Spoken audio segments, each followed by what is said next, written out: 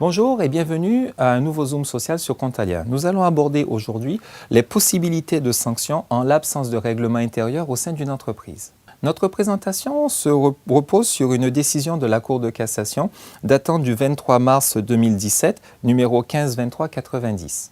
Dans cette affaire, une salariée d'une association employant plus de 20 salariés et à ce titre dans l'obligation de mettre en place conformément à l'article L 1311-2 du Code du travail un règlement intérieur se voit notifier un avertissement disciplinaire.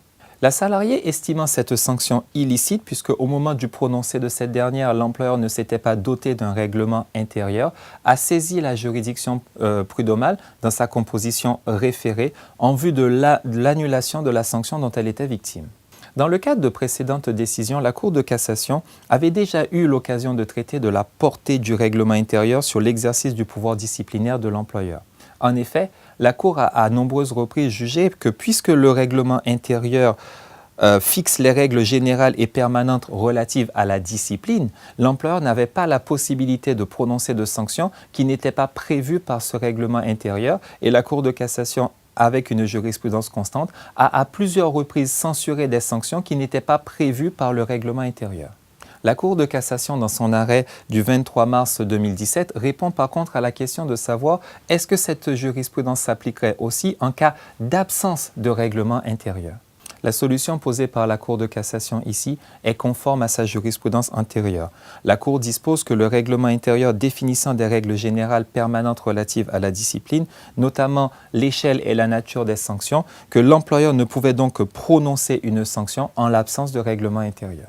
En conséquence, si l'entreprise n'est pas pourvue d'un règlement intérieur alors qu'elle en a l'obligation, la sanction prononcée à l'exception du licenciement ne sera pas valable.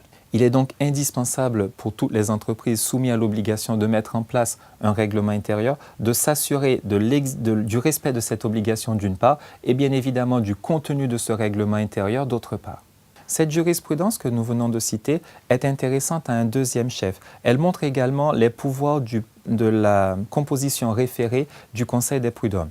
En effet, dans cette affaire, le juge prud'homal saisi en référé n'avait pas le pouvoir d'annuler la sanction, mais il avait le pouvoir d'ordonner à l'employeur d'annuler cette sanction.